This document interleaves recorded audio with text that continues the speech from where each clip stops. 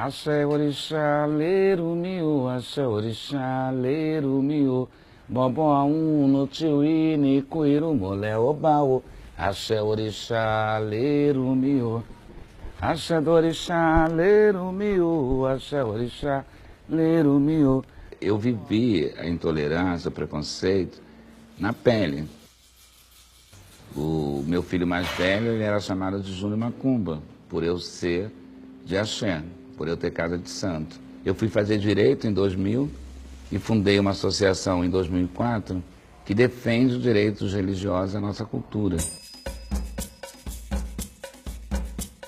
Até as crianças, às vezes, discriminam. Se uma criança for para a escola com seu quelê, com seu fio de conta, a outra criancinha vai dizer que ele é do diabo, que ele não é de Deus, que aquilo não é certo.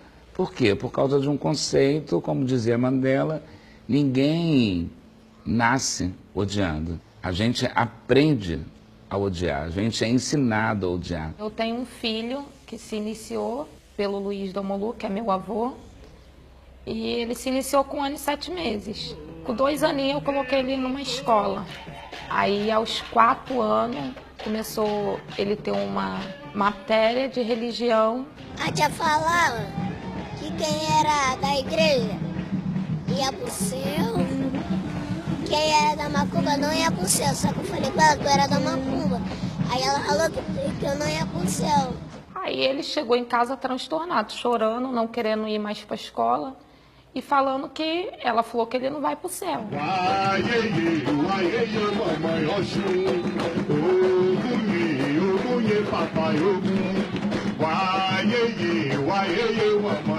Tem uma festa que eu faço para o Velho 13 de maio e a gente sente que até institucionalmente a gente sofre esse preconceito. Quando o evento é de religiões de matrizes africanas, tudo se complica, você sente na pele. Aí o poder público não diz para você assim, eu não vou fazer. Ele começa a botar barreira, começa a botar entraves e não te recebe como recebe um evangélico, um católico.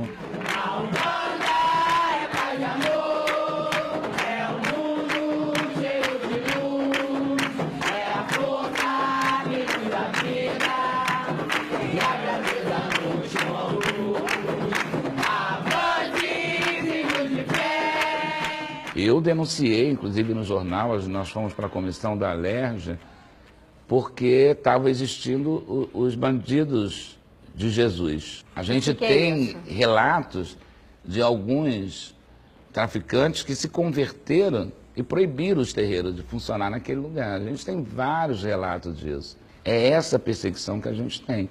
E a gente acaba tendo de políticos, a gente acaba tendo de tráfico, e a gente acaba tendo da própria comunidade em torno.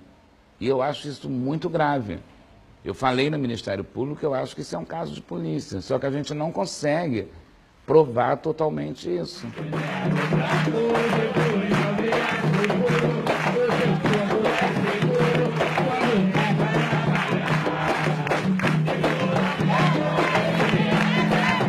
Quando começa a ter denúncias dessa intolerância, desse desrespeito, como aconteceu com a Conceição de Lissá, que depredaram tudo. O que o senhor viu quando o senhor chegou nesses lugares? Destruído, destruído.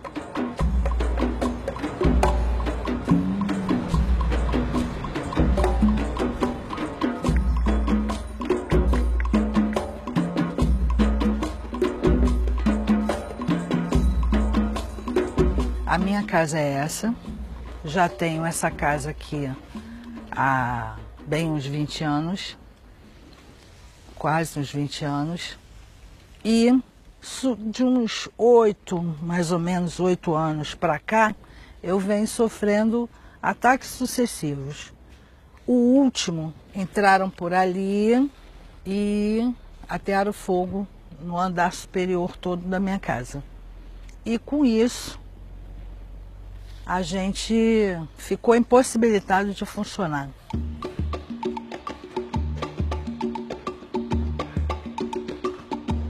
Aí aqui é o que sobrou de tudo que a gente tinha de uma história. uma história, né, de uma casa de axé que se perdeu e virou isso aí, ó, que vocês estão vendo. Um monte de entulho. Essas são as minhas festas, são os momentos em que eu festejei a minha vida junto ao meu sagrado. Então não tem como explicar que perda é essa, não sei, sabe? É alguma coisa de muito fundo, sabe, de âmago, Isso abala a sua fé? Não. Imaginar Não, que o seu santo não lhe protegeu, não lhe avisou, não? Não. Não abala, muito pelo contrário, fortalece. Fortalece mesmo. Eu hoje tenho um quilombo. Eu hoje resisto à intolerância religiosa, ao fanatismo.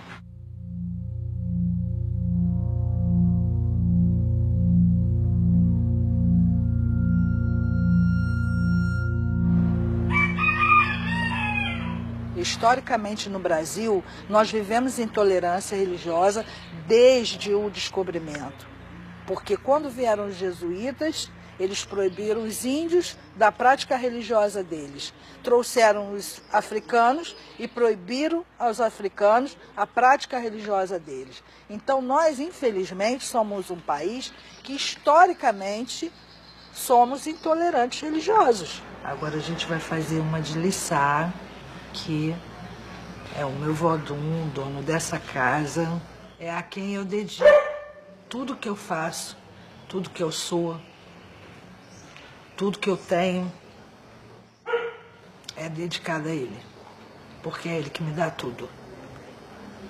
Mesmo que nem tudo seja bom, ainda assim eu agradeço. Vamos lá, filho?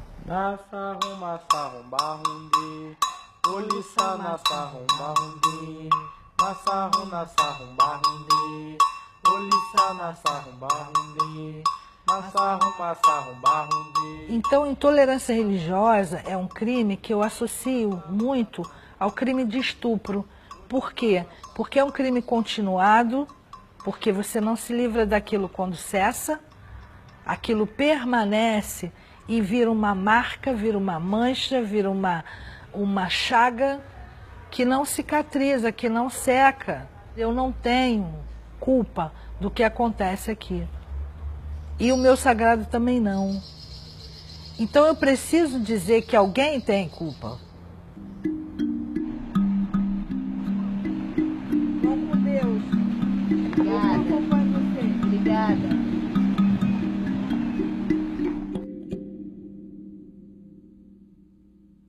Meu nome é Kailane Coelho Campos, tenho 11 anos e sou candomblessista. Eu estava saindo da casa do meu pai, Rafael. Aí do outro lado da rua tinha dois garotos, os dois ficavam com a Bíblia, começaram a falar que a gente não é de Deus, que a gente é do diabo, que a gente ia morrer no inferno. Benção. E eles estavam falando e eu falei assim, não vamos ligar? Porque eles estão do outro lado da rua. Não satisfeitos, eles jogaram a pedra. Do nada, quando a gente olhou, ela só botou a mão na cabeça e falou assim, ai, minha cabeça. Cara, quando ela abriu a mão assim, começou a sangrar a cara dela inteira. Só que no desespero, ninguém pensou em correr atrás do menino, só pensamos em ajudar ela. Foi um desespero total. Ainda bem que pelo menos alguém tá fazendo alguma coisa, né? Porque eu acho assim, isso não pode ficar impune. Pega as nações cuja matriz são nações evangélicas. São as maiores democracias do mundo. São as nações que mais respeitam direitos civis. Que papo é esse de nos colocar como intolerantes? Nem descobriram quem foi o miserável que deu a pedrada na garota e acusaram a igreja evangélica. Mas para azar deles, a mãe da garota é da nossa igreja. E eu vou batizar ela agora em agosto.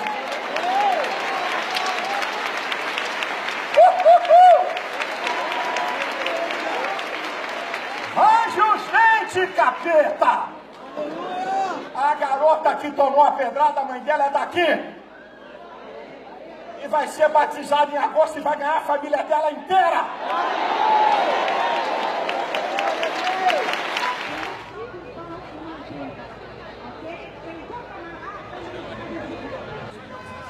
se nós não formos unidos, nós não vamos ter direito de expressar nem a nossa fé, que não é pouca não. Nós temos nossos ensinamentos, nós temos nossos fundamentos, que para a gente é válido tanto quanto para eles a Bíblia.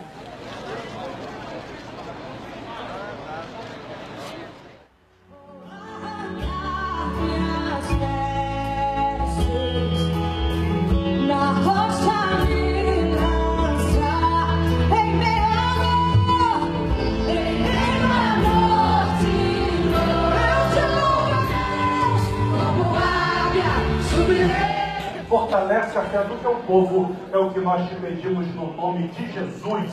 Amém. Amém. E amém.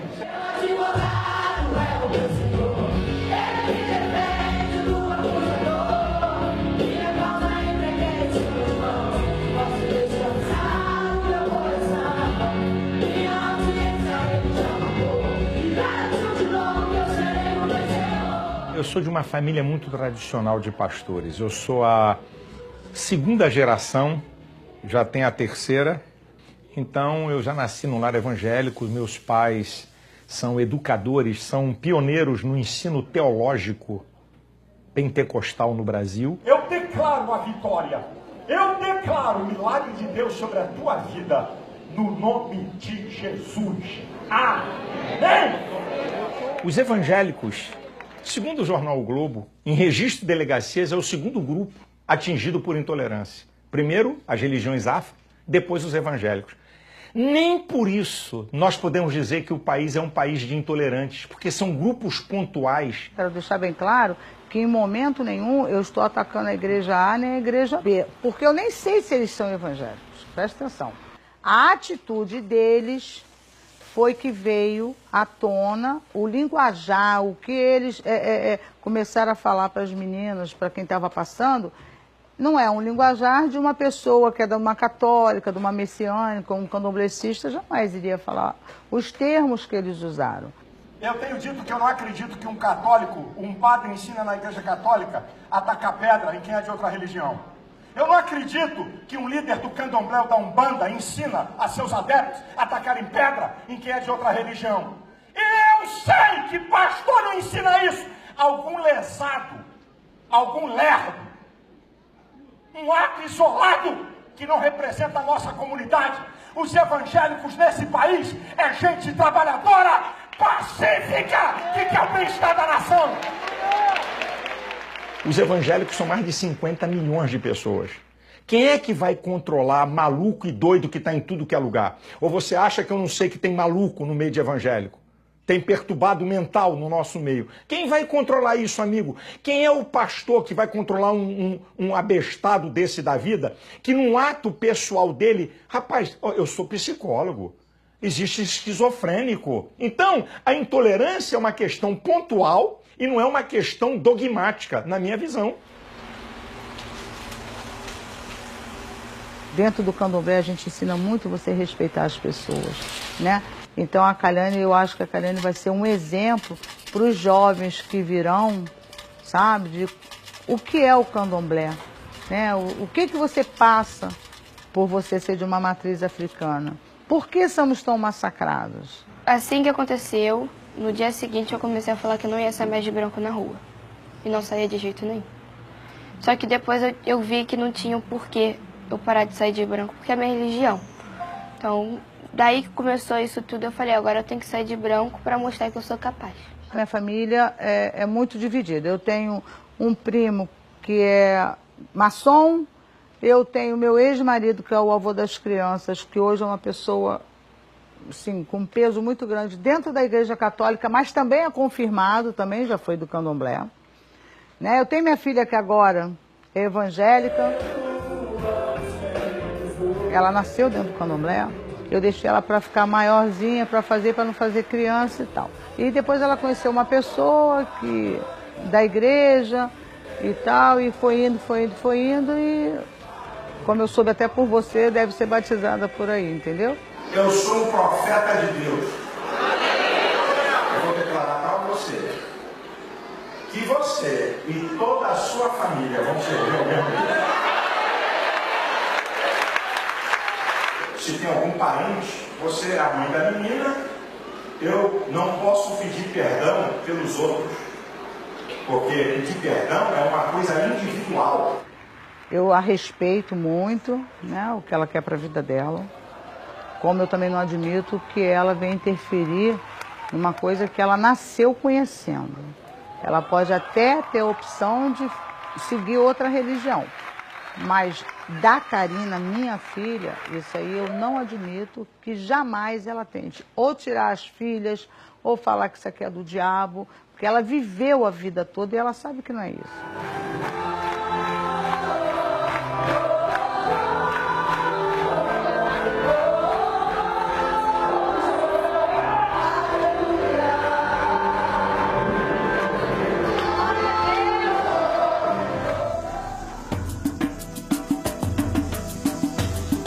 Escolhe aí também um bem colorido pra gente expor aqui. Esse aqui, sabe como é que eu vou dar o nome disso aqui? Varal Pérola Negra. O que tu achou do nome? Meu pai nasceu numa roça de candomblé, a família do meu pai são todos candomblecistas. Mamãe, a família é católica. Eu fui conhecer o evangelho primeiro conhecendo a minha irmã falando de Deus. E aí eu conheço o Isaías, que é o meu marido, que foi criado no evangelho, né? Nunca senti essa liga com as outras religiões. Sempre respeitei a todas, mas não aconteceu a liga. A liga aconteceu mesmo há uns 17 anos atrás. Eu estava numa igreja, que a minha mãe já é evangélica, e aí o pastor dessa igreja começou a pregar, é uma igreja batista, e a palavra de Deus verdadeiramente me convenceu que era aquilo que eu queria. Eu me apaixonei por Jesus ali naquele momento e sou serva dele até hoje. Então foi assim, foi um encontro maravilhoso. E aí veio esses questionamentos, meu Deus, movimento negro, movimento de mulheres, movimento social, posso, não posso? Hoje eu estou membro de uma igreja Assembleia de Deus, Ministério Vem Viver, tem um pastor, um líder espiritual, o pastor Crispim, que é uma pessoa maravilhosa, que também compreendeu esse meu chamado de Jesus dentro do movimento negro. Falar de Jesus no movimento negro não é muito fácil, né? Eu fui forjada dentro desses movimentos, né? Como estar hoje serva do Senhor, né? Evangélica, e não estar nesse movimento? Vou me esconder? Claro que não, e ele falou, isso é uma coisa que quem vai saber dosar é você, né? E aí eu comecei a perceber que não era fácil, mas que também não era difícil, que também não é impossível, né? Eu acho que o fato das pessoas não conhecerem a sua própria história, as suas origens, transformam elas, às vezes, em intolerantes, né? Eu acho que isso não é de grátis. Por exemplo, o racismo, o fato de alguém não gostar de mim por conta da minha religião, da minha etnia, enfim, isso não nasce com a gente, isso é aprendido. Por exemplo, como é que pode a Lenilda estar turbantinada dentro da igreja? E quem é que disse que não pode? Amigo e protetor, ele é o meu bom pastor. E quando eu senti... Eu não preciso parecer, eu preciso ser. E quando alguém que não sabe que eu sou evangélica, cristã evangélica, mas você é evangélica, mas você é diferente, entendeu? Exatamente, é isso que eu quero. Essa diferença quem faz na minha vida é Jesus Cristo. És o meu novo, minha paixão, minha canção e o meu louvor. Ô glória!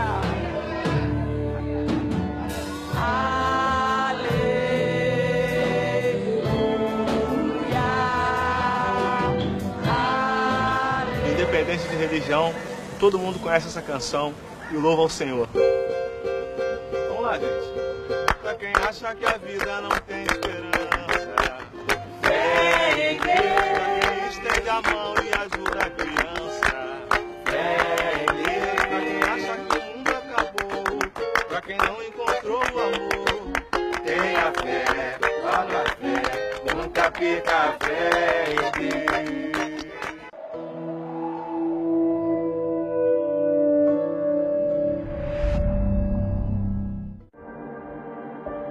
There is a flame inside all of us, a warmth that makes us feel alive. But what is it that makes it explode? A new category of car, a fastback.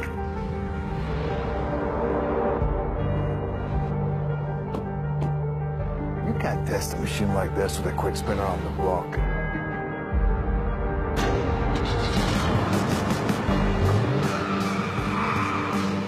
Introducing the Focus Fastback Drive.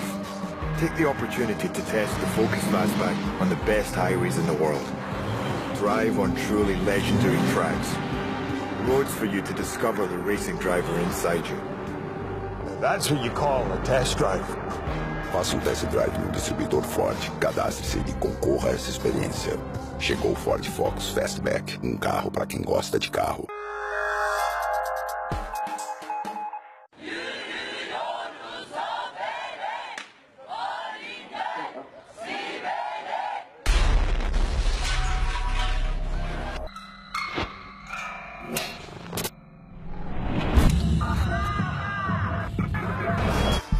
Security.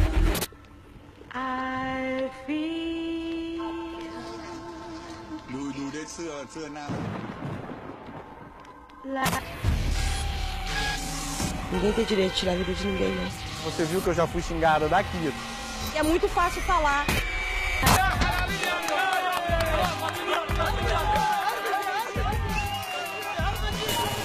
Same-sex couples nationwide have the equal right to marry.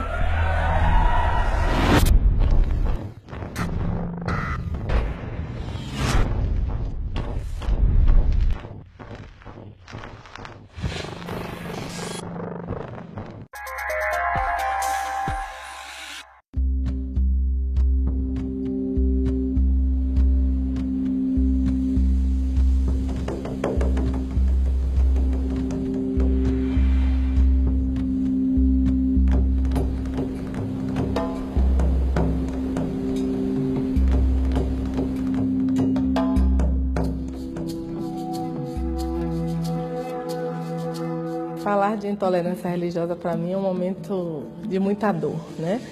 Porque o caso Mangilda se tornou um caso de grande repercussão pela forma que aconteceu, né? Minha mãe, ela participou do impeachment, né, em 1992, e a imagem dela foi publicada na revista Veja, e depois de 7 anos, a Igreja Universal do Reino de Deus pegou essa mesma imagem e colocou num jornal com uma tarja preta no rosto da Ialorixá e com a matéria, né, escrito: charlatões, macumbeiros lesam o bolso e a vida de cliente, né? Então minha mãe, ao ver a sua imagem dessa forma maculada, não aguentou e veio a ter um infarto fulminante. E, na verdade, não só a imagem dela foi maculada, mas como uma imagem de uma religião, né? Na verdade, atingir dessa forma perversa, né? Que é esse racismo que tem trazido muitas dificuldades para o povo de Candomblé, não só na morte física, mas também em todo um processo psicológico, né? A gente tem sofrido muitas perseguições, e a morte de Mangilda se tornou um ícone de luta, porque foi o único caso realmente que a gente conseguiu levar aos tribunais de justiça, né? Onde a Igreja Universal foi condenada, né, a pagar 1.372.000, um valor que não pagaria a imagem de Mangilda, mas foi a quantidade dos jornais que foram vendidos. E isso decorreu durante 10 anos, né? Mangilda não teve tempo de ver a sua imagem reparada, né? Que foi o que ela pediu antes de falecer. Ela assinou a procuração para os advogados um dia antes do seu falecimento. Então, o caso de Mangilda se tornou algo de grande luta para o povo de Candomblé, porque o dia 21 de janeiro se tornou o Dia Nacional de Combate à Intolerância Religiosa, né?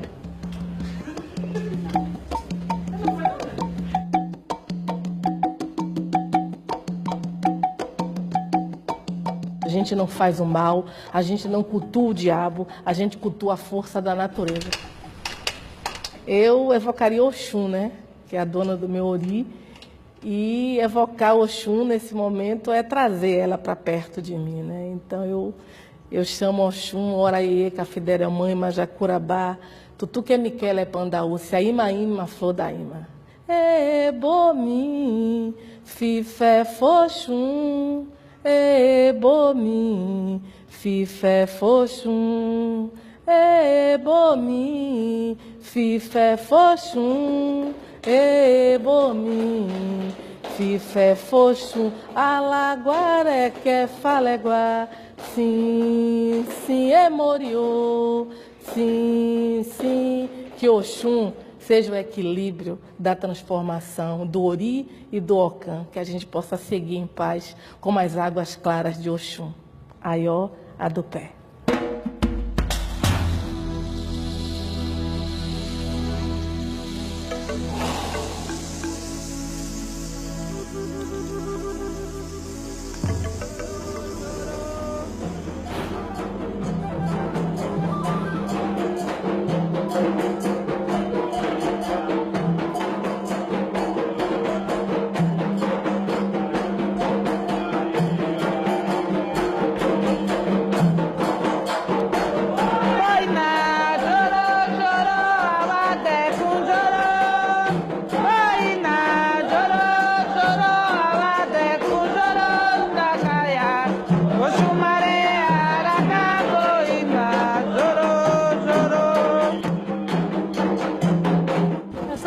igreja só tem um ano. Tem um ano lá. Tem um ano lá no caso. E a roça, como é o nome da igreja? Casa de Oração Ministério de Deus. É em frente, são poucos metros, 5 metros mais ou menos de distância. É a frente, portão com portão. E aí começaram, às vezes, os visitantes chegam, eles ficam dizendo que lá não é lugar deles, que eles têm que procurar Jesus. Um dia antes, no caso do falecimento dela, teve uma vigília que começou 10 horas da noite e terminou 5 da manhã. Então, nesse dia, ela ficou muito agitada, não conseguiu dormir.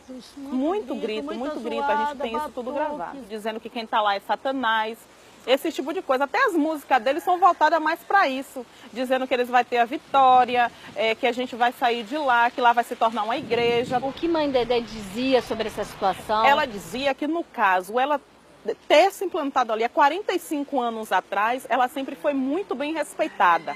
Ela sempre comentava, se eu respeito o próximo, por que no decorrer da minha idade agora eu não estou sendo respeitada?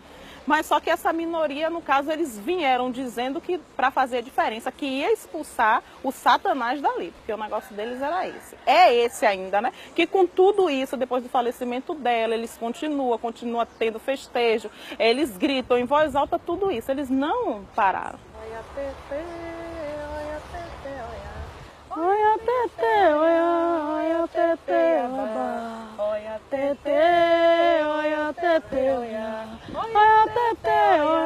olha tete. Essa era uma das músicas que ela mais gostava, que ela dançava ainda com os 90 aninhos dela, dançava que bailava.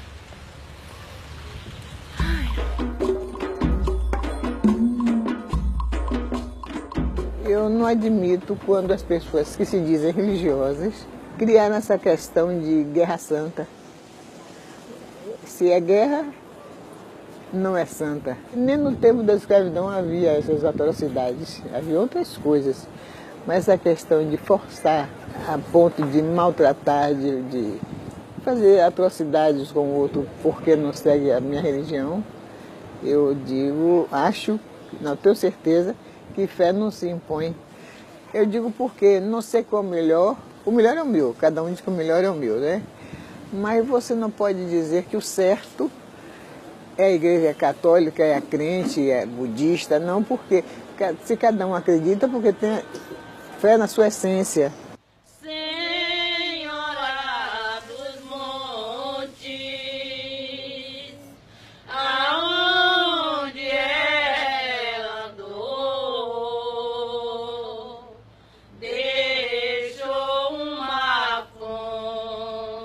Esta canção representa Senhora Santana. Como nós não temos diferenças entre religiões, e ela é o único verdadeiro, é Deus, e Ele é para nós todos. Agora, cada um crê do jeito que acha melhor. Estamos entregue a Deus, a Nossa Senhora e aos orixás que também fazem parte da vida de todos nós. Que águas tão doces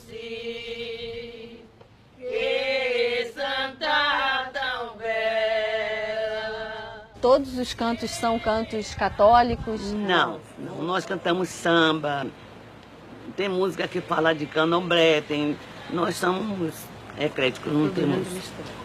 Basta que seja bonita, né? Bastante que seja bonito e tenha fé e união e coragem. É o necessário.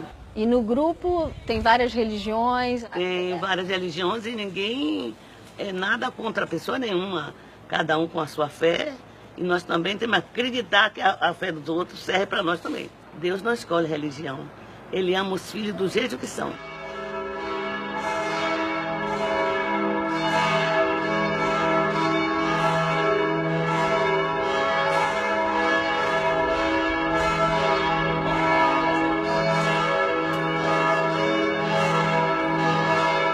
Esse mosteiro é o primeiro mosteiro beneditino no Novo Mundo.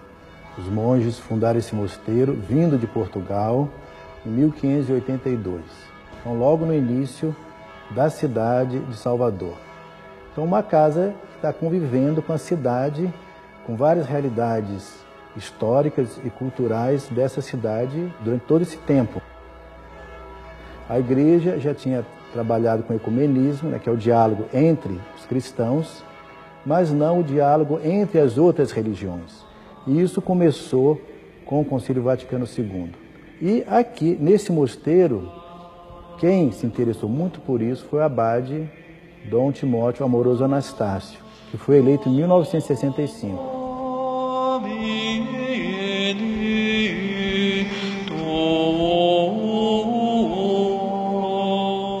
Para valorizar isso, esse diálogo interreligioso, ele começou a ter contato com as mães de santo da época.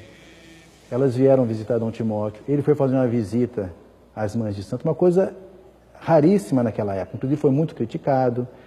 Inclusive ele para valorizar a cultura africana, ele instaurou uma missa com instrumentos africanos, com a cultura africana, com simbologias. Por que hoje não se faz mais aqui a missa? Não, é o seguinte, essa missa ela existiu durante muito tempo, era uma missa à noite, o centro se tornou muito violento, as pessoas deixaram de vir. Depois aquilo que era uma coisa assim, muito original, que era só daqui, se tornou uma realidade de várias paróquias. Qualquer grupo que se torna radical numa comunidade vai semear a morte, a violência, a tristeza, quer dizer, não vai construir religião nenhuma.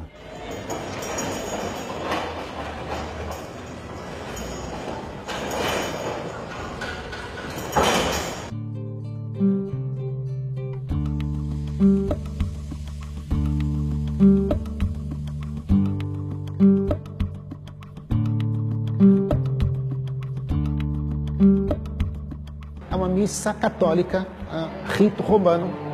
O objetivo do Vaticano II para cá, trazer essa realidade de uma igreja nova para a realidade latino-americana e brasileira.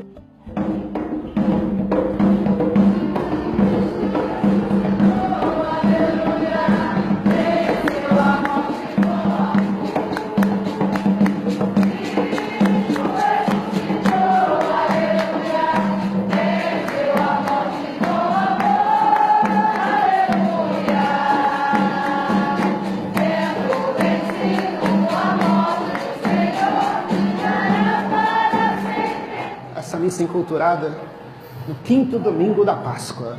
Muito axé para todos. Sem Cristo, nada podemos fazer.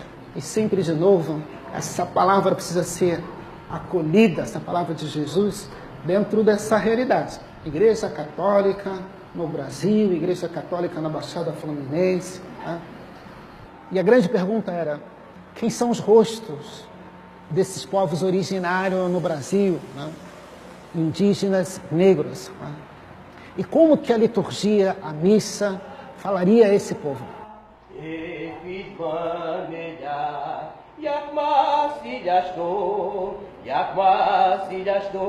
A missa católica, agregando esses valores, cores, o som do atabaque, as nossas comidas, guardando, preservando as centralidades que é Jesus Cristo, que é o pão e o vinho, não tem dúvida.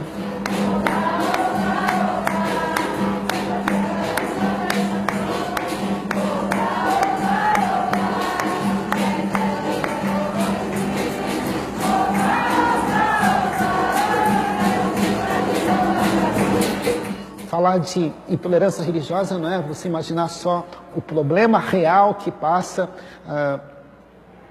nossos irmãos do Candomblé, nossos irmãos da Umbanda, né? Mas hoje a gente vê esse fenômeno acontecendo, lamentavelmente, com alguns irmãos, e não são poucos, lamentavelmente, neopentecostais, e que a coisa se avança no campo político, no campo econômico, né? De bancadas políticas, né? Então, e de um mercado religioso, uma disputa de mercado religioso. Viva Nossa Senhora.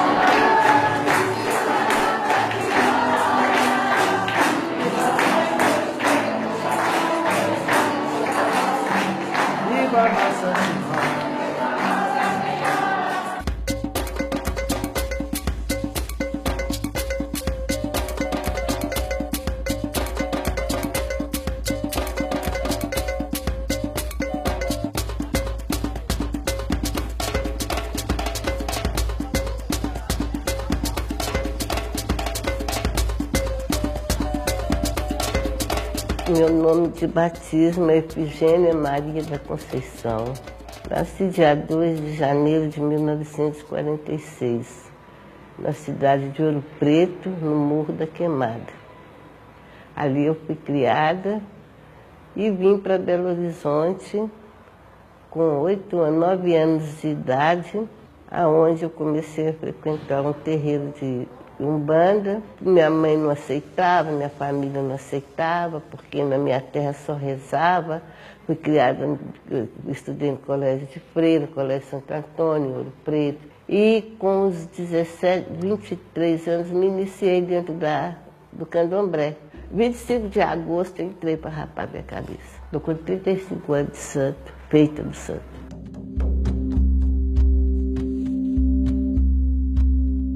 Manzo é casa, Ningunzo é a força, o axé, força da natureza. E Caiango é a qualidade da minha mãe, Inhansã. Então ficou a casa da força de Inhansã. Esse é o nome dessa humilde casa aqui. Quando foi em 2009, mais ou menos, a comunidade teve uma visita técnica da Defesa Civil a mando da Prefeitura. E aí a Defesa Civil constatou que toda essa área da comunidade estava com risco de desabamento. E que nós, moradores, somos 9 famílias que residem aqui, precisava desocupar a comunidade. Disse para mim assim, nós estamos falando que viemos aqui tirar todo mundo. E queremos saber o que a senhora vai fazer com essas coisas aí. Eu falei, minha filha, essas coisas aí é o sagrado.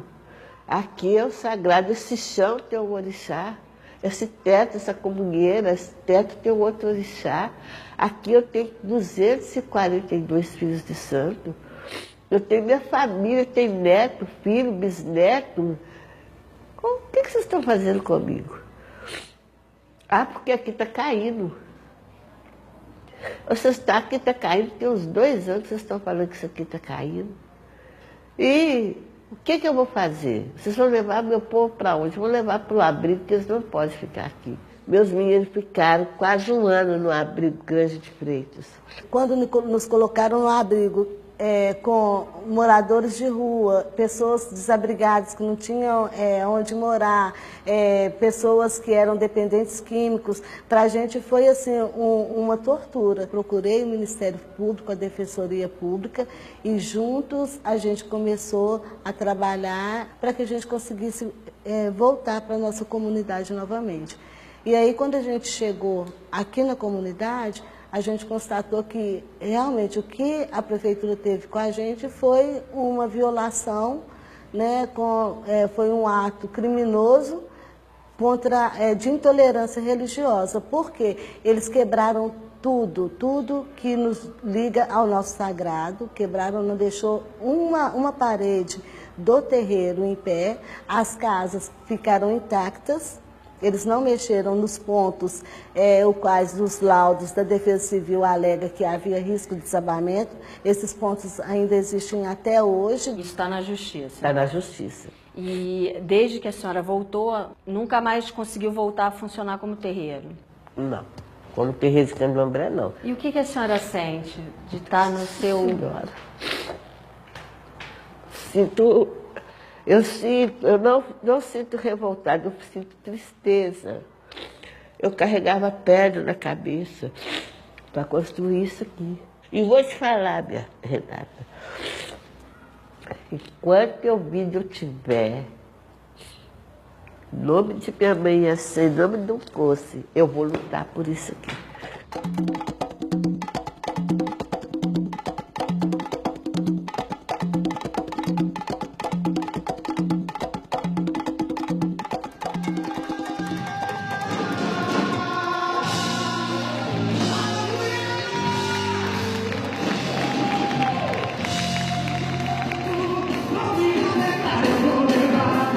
Nasci num lar onde minha mãe ia à igreja, meu pai não.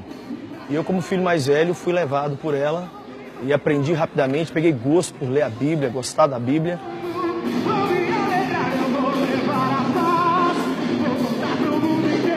A minha religião prega nenhuma frase, não há relacionamento com Deus se não for através de Jesus.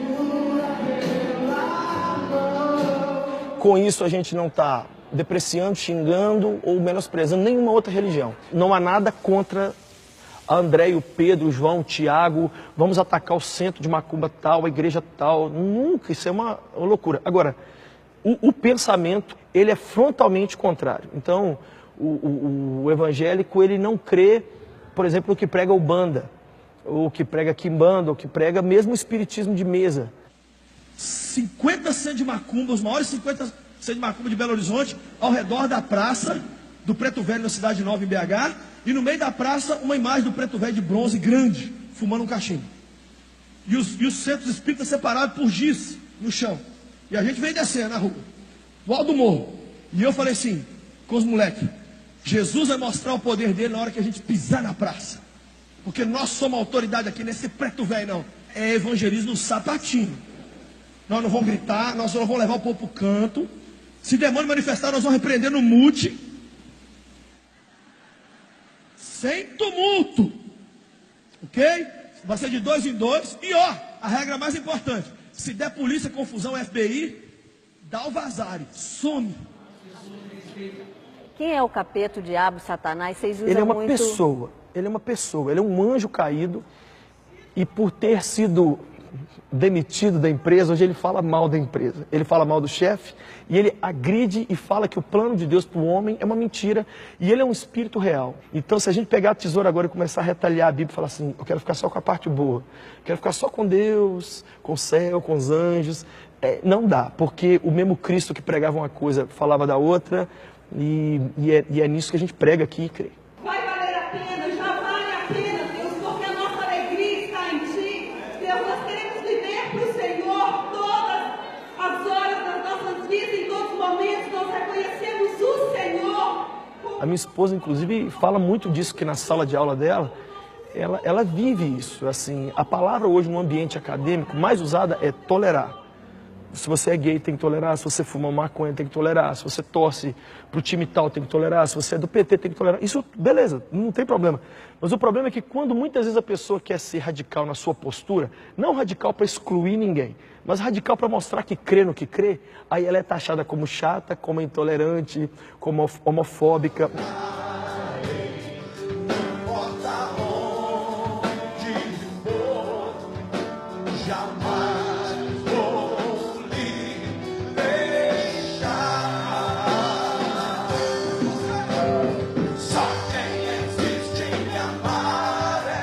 Eu nasci num berço evangélico e me tornei pastor muito precoce. Comecei meu ministério aos 17 anos, portanto são 28 anos de ministério pastoral.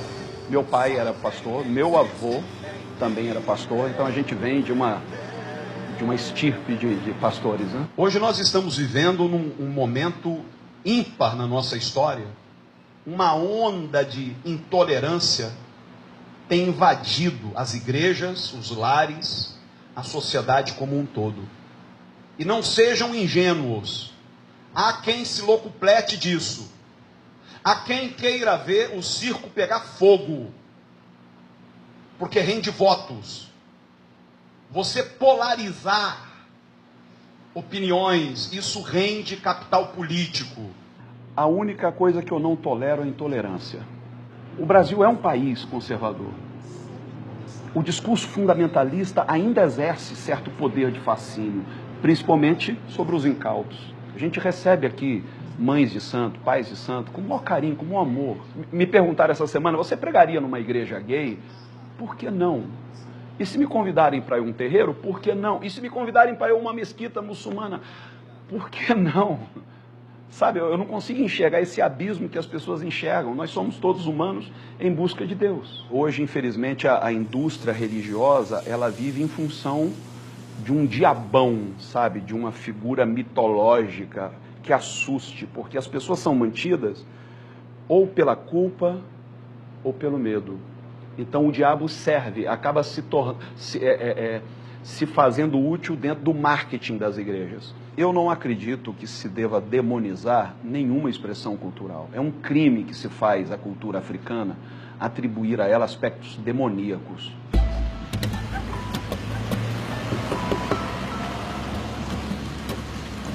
O comitê surgiu em 2006, no ano de 2006, com a proposta de unir os diversos segmentos religiosos da instituição.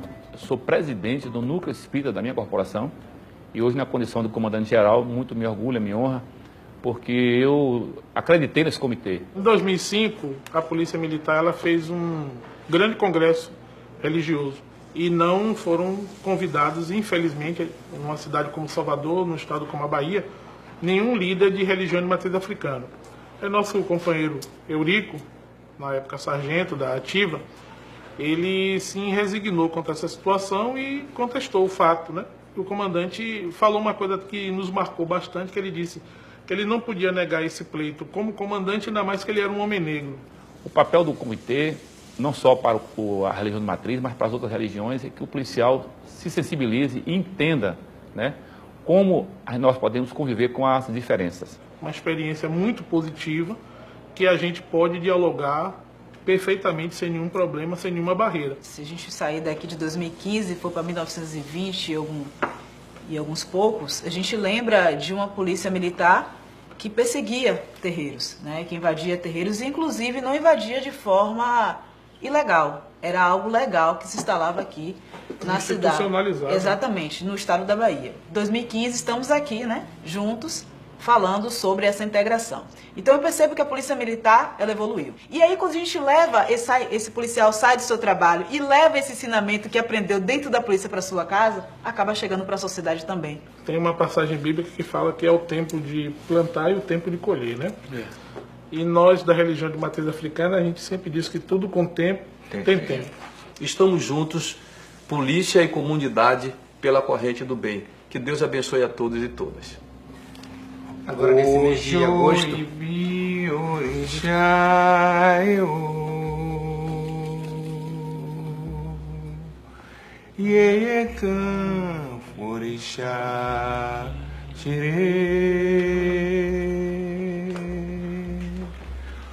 Ojo ibi orixá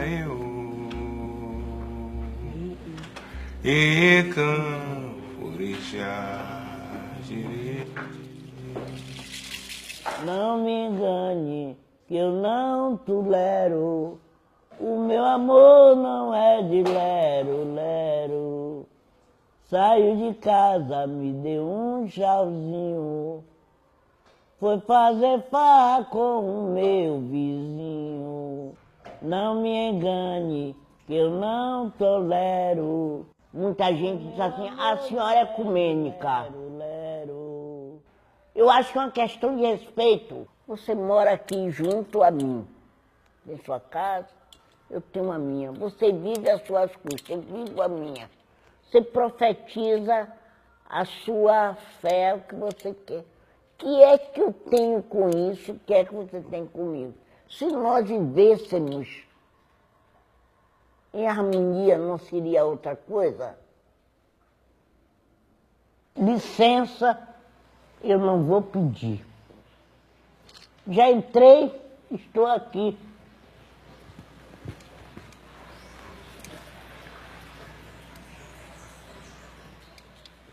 Será que vocês me conhecem? Ou querem me conhecer? Sou negra. Quando eu falo assim, eu tenho o maior prazer. Sou mãe de 4 filhos. Por eles eu dei tudo. Só não fiz o que eu não pude. Somos todos igual. Vocês têm que entender. Me aguarde. Mesmo do lado de lá. O meu Brasil eu vou defender. Sou beata de Iemanjá. Sou mulher, tenho palavra. O que eu estou dizendo não vai ficar só naquele lugar. Muito obrigada a vocês.